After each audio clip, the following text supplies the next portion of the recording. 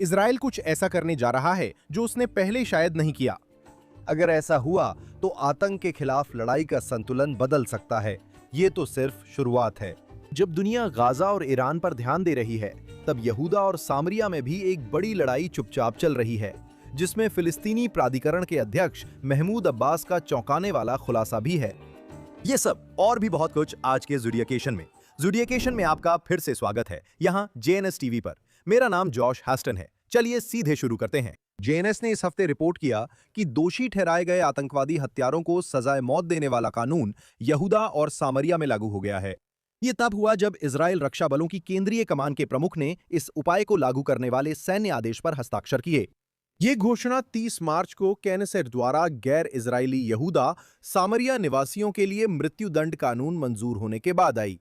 घातक आतंकवादी हमलों को अंजाम देने के दोषी पाए गए लोगों को, जब तक कि एक सैन्य अदालत यह न तय कर दे कि विशेष परिस्थितियों में आजीवन कारावास उचित है।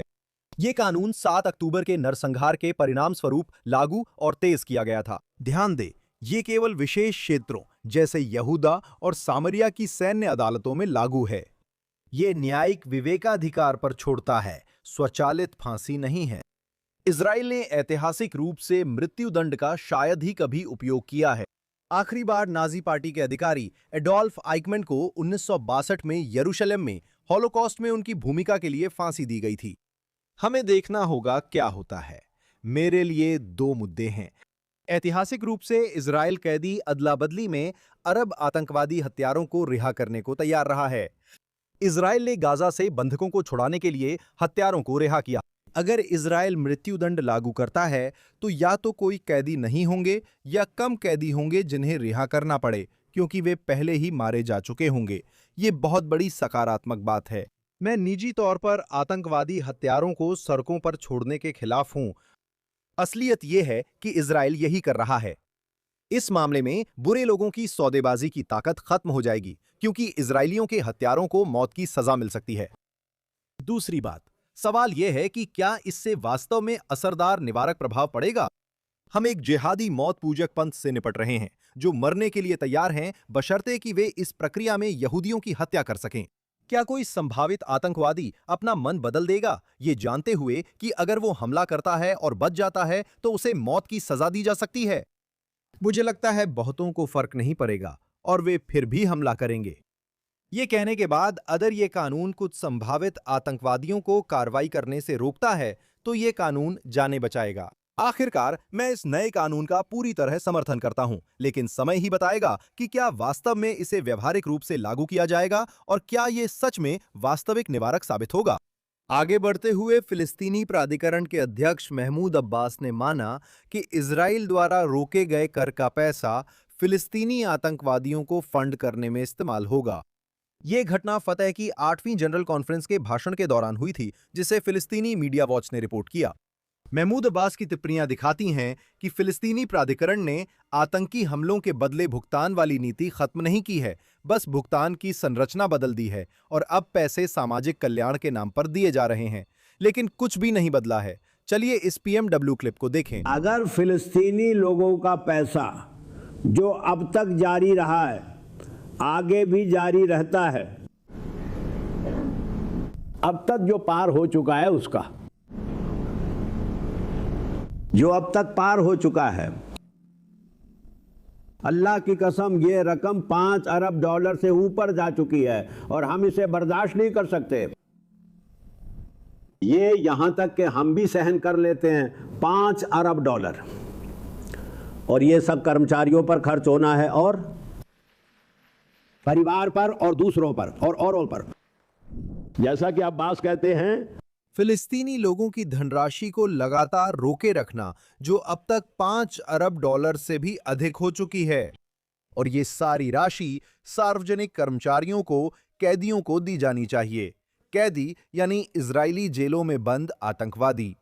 इजरायल ने 2022 में वे धनराशि रोकना शुरू की जिन्हें फिलिस्तीनी प्राधिकरण आतंकवादियों को वेतन देने में इस्तेमाल करता था। 2018 में वॉशिंगटन द्वारा अपनाए गए इसी तरह के कानून के बाद टेलर फोर्स एक्ट के तहत वॉशिंगटन रामल्ला को तब तक आर्थिक सहायता नहीं दे सकता जब तक वो पे फॉर स्लेव भुगतान और आतंकवाद समर्थक बयान बंद नहीं करता। फिलिस्तीनी मीडिया वॉच के संस्थापक और निदेशक इतामार मार्कस ने जेरूसलम पोस्ट से कहा कि अब्बास की स्वीकारोक्ति के महत्वपूर्ण और अंतर्राष्ट्रीय प्रभाव होने चाहिए। मार्कस ने कहा कि पीए को जारी फंडिंग को सही ठहराने के लिए पश्चिमी देश पीएमडब्ल्यू की उन रिपोर्टों को नकारते रहे हैं कि पे फॉर स्ले जारी है और अब्बास के उन झूठों को स्वीकार करते रहे हैं कि सितंबर 2025 में आतंकवादियों को फंडिंग देना बंद कर दिया गया था। उन्होंने समझाया, कैमरे पर अब्बास की यह स्वीकारोक्ति कि उन्हें कैदियों या आतंकवादियों को पैसे देने के लिए धन चाहिए, पीएमडब्ल्यू के दस्तावेजों की पुष्टि करती है।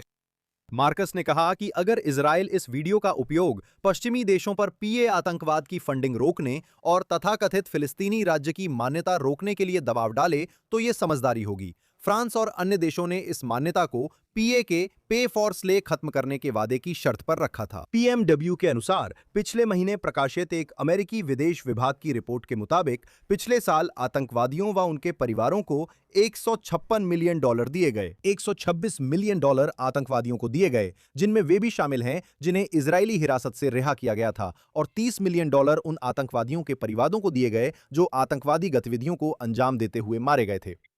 पीए ने परिवारों को कुल $214 मिलियन देने का वादा किया था। पीएमडब्ल्यू के अनुसार गायब हुई धनराशि के आर्थिक प्रभावों ने पीए के सार्वजनिक क्षेत्र में गंभीर समस्याएं पैदा कर दी हैं, जिसके कारण कर्मचारियों को अपनी तनख्वाह का केवल एक हिस्सा लेकर काम चलाना पड़ रहा है और सार्वजनिक संस्थानों जैसे स्कूलों को आधे समय के लिए चलना पड़ रहा है।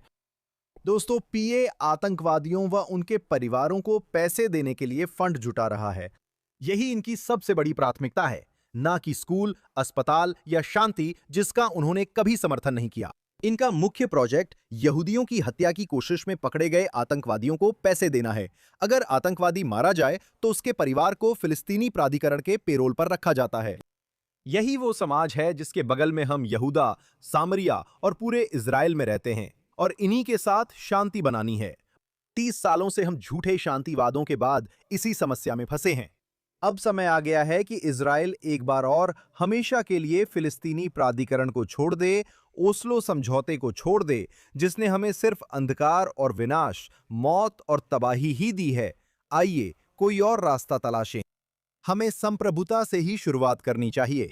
इजरायली वित्त मंत्री बेत्सालेल स्मोट्रिच ने इस हफ्ते जूदिया के रेगिस्तानी इलाके की विवादित बस्ती खान अलमार की तुरंत निकासी का आदेश दिया, जहां अरब बेदुइनों ने अवैध रूप से इमारतें बनाई हैं। स्मोट्रिच, जो इजराइल के रक्षा मंत्रालय में मंत्री हैं और यहूदिया सामरिया में नागरिक मामलों के जिम्मेदार हैं, ने अपने प्रतिनिधि को सिविल प्रशासन में ये कदम जल्द लागू करने के निर्देश दिए। यरूशलेम ने वर्षों से इस समुदाय को स्थानांतरित करने की कोशिश की है, जो यरूशलेम और माले अदुमीम के बीच रणनीतिक ईवन गलियारे में स्थित है। इस हफ्ते प्रेस कॉन्फ्रेंस में स्मोट्रिच ने कहा कि ये निकासी यरूशलेम की पीए के खिलाफ जवाब है, जिस पर उन्होंने हेग के अंतर्राष्ट्रीय आपराधिक न्यायालय में उनके खिलाफ गुप्त गिरफ्तारी वारंट मांगने का आरोप लगाया। स्मोट्रिच ने कहा, ये निश्चित है कि फिलिस्तीनी प्राधिकरण और उसके लोग इस पूरे प्रक्रिया के पीछे खड़े हैं। उन्होंने कहा कि वे आईसीसी और अंतर्राष्ट्रीय न्यायालय में कानूनी लड़ाई का समर्थन करते हैं। आइए इसे समझते हैं। खान अल अमर में अवैध शिविर हाईवे 1 के साथ साथ यरूशलेम और मृत सागर के बीच स्थित है। ये क्षेत्र सी में पीए का प्रमुख अवैध समुदाय है, जो पूरी तरह से इजरायली नियंत्रण में है। ये सब 2009 के फयाद योजना का हिस्सा है, जिसमें पीए इन समुदायों को एकदम से खड़ा कर देता है। वे क्षेत्र सी में रणनीतिक जगहों पर ये स्थापित करते हैं। अक्सर अवैध स्कूल से शुरू होकर उसके आसपास निर्माण होता है। यही यहां भी हुआ था। पीए अच्छी तरह जानता है कि अगर इजराइल को किसी स्कूल को गिराने के लिए मजबूर किया जाता है तो ये कितना बुरा दिखता है। ये एक शानदार योजना है। वे अपने बच्चों को मोहरे की तरह इस्तेमाल करते हैं। वे स्कूल बनाते हैं, बच्चों को बस से लाते हैं, फिर मीडिया फोटो खींचने आती है। अगर इजराइल इसे गिराता है तो ये बच्चे हॉलीवुड प्रोडक्शन में उसके अभिनेता बन जाते हैं। खान अल अमार एक अवैध समुदाय है। इजराइल की सुप्रीम कोर्ट ने इसे अवैध बताया है। यह कोई सुरक्षित जगह भी नहीं है। यह हाईवे के पास है। पीए इन बेडौइन लोगों, खासकर बच्चों को वहां इजरायली सरकारी जमीन पर कब्जा करने के लिए मोहरों की तरह रखता है। तो यहां आपके पास मंत्री स्मोट्रिच हैं, जो एक बार हमेशा के लिए कह रहे हैं कि अब इसे हटाने का समय आ गया है। ये काम सालों पहले ही हो जाना चाहिए था, लेकिन सरकारें तैयार नहीं थीं। शायद वे नहीं चाहते कि समुदाय और स्कूल गिराए जाने की तस्वीरें सामने आएं। स्मोट्रिच अब अंतर्राष्ट्रीय आपराधिक न्यायालय में अपने खिलाफ गुप्त गिरफ्तारी वारंट के कारण पीए को सजा देने के तरीके खोज रहे हैं। बिल्कुल, वो सही है। बिल्कुल, पीए हमेशा इजराइल और अधिकारियों को मुश्किल में डालने की कोशिश करता है। हमारे तथाकथित शांति साझेदार ऐसे ही हैं। इजराइल को इस अवैध गांव को हटाना चाहिए। इसे ऐसा करना चाहिए क्योंकि हम कानूनों का देश हैं। अगर इजराइल को कार्रवाई करने के लिए गुप्त गिरफ्तारी वारंट की जरूरत पड़ती है तो ठीक है, ये आदर्श नहीं है और इसे सालों पहले ही सुलझा लिया जाना चाहिए था। अब वक्त है कि इजराइल इस पर निर्णायक कार्रवाई करे। सिर्फ खान अलमार नहीं, इजराइल को पूरे यहूदा और सामरिया में अवैध पीए शिविरों को हटाने के लिए कदम उठाना चाहिए। इस हफ्ते एक बड़ी अच्छी खबर है। सालों की मेहनत के बाद इस हफ्ते सामरिया ताइबेट रेलवे स्टेशन का उद्घाटन हुआ, जो उत्तरी सामरिया और ताइबेट के समुदायों को राष्ट्रीय रेल नेटवर्क से जोड़ता है। स्टेशन खुलने से परिवहन में क्रांति की उम्मीद है, जिससे उत्तरी सामरिया के समुदाय सीधे मध्य इजराइल से जुड़ जाएंगे। ये नया स्टेशन एक ऐतिहासिक उपलब्धि है। पहली बार इजराइल में किसी रेलवे स्टेशन का नाम सामरिया रखा गया है। ये स्टेशन पूरे क्षेत्र के दसियों हजार यात्रियों की सेवा करेगा, खासकर अवने हेफेत्स, सल्लित जुफीम, एनाव और शावे शोमरोन समुदायों के निवासियों की। सामरिया क्षेत्रीय परिषद प्रमुख योसी डगन ने कहा कि सामरिया टाइबेट स्टेशन क्षेत्र में जीवन की गुणवत्ता, सुरक्षा और आर्थिक विकास के लिए ये बड़ा कदम है। ये हमारे लक्ष्य की दिशा में अहम कदम है, जिसमें हम सामरिया में 10 लाख निवासियों को लाना और सामरिया व तेल अवीव समेत केंद्रीय इजराइल के बीच संबंध मजबूत करना चाहते हैं। उन्होंने कहा, सामरिया में यहूदी समुदाय इजराइल का अभिन्न हिस्सा है और हमेशा रहेगा। ये बहुत बड़ी खबर है।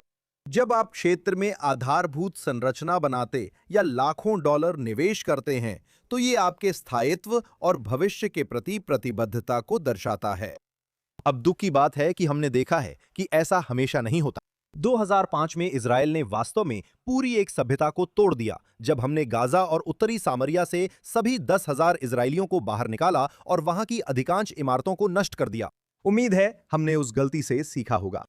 मैं आशा करता हूं कि यह नई रेल लाइन उत्तरी सामरिया में यहूदी जीवन को स्थायित्व देने का प्रतीक बने।